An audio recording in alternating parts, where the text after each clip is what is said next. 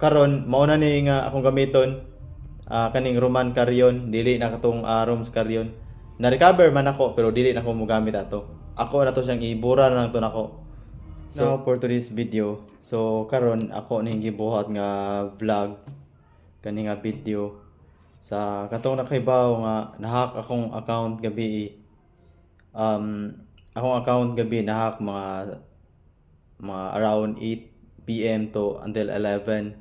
Then daghan kay siyang gipang chatan nga gipangayuan og GCash, gipang chatan yang makauban ako sa trabaho, mga Facebook friends o mga sa akong relatives ako iya pang gipang chatan nga mga nang naaba ko no sila bakante nga GCash kay mangayo kuno ko, pero dili to ako, ang scammer to ang nagchat sa inyo ha.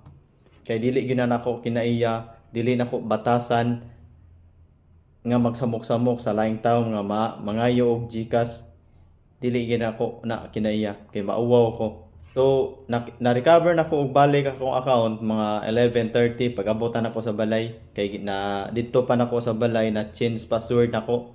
So nang wala na niya magamit. So na-recover na nako ang akong account nga katong Roms Carrion.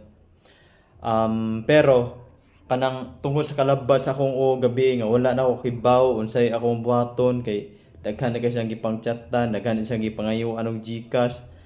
Tungkol sa kalabad sa akong gabi, akong nahinumduman og balik ang password sa akong old nga Facebook sa akong account, old nga account ako na recall ako balik nga nang mauna na akong gamiton. Ako nang gitry og login.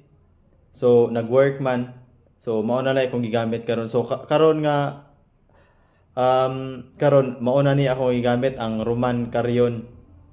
Wala dili na to nako gamiton ang Roms Carrion kay bati na kayo gamiton nga nauwaw na ko kay gigamit to sa usa ka scammer, gipangwarta niya, nang warta siya, pinaagi sa akong account. So bati na gyud gayo, mauwaw na ko sa akong mga Facebook friends, sa akong mga relatives, sa mga kauban ako sa trabaho, nauwaw na gyud ko kay siyempre basig ang uban nagtuo nga ako gito pero dili gito ako, scammer to ang transaksyon ninyo gabi.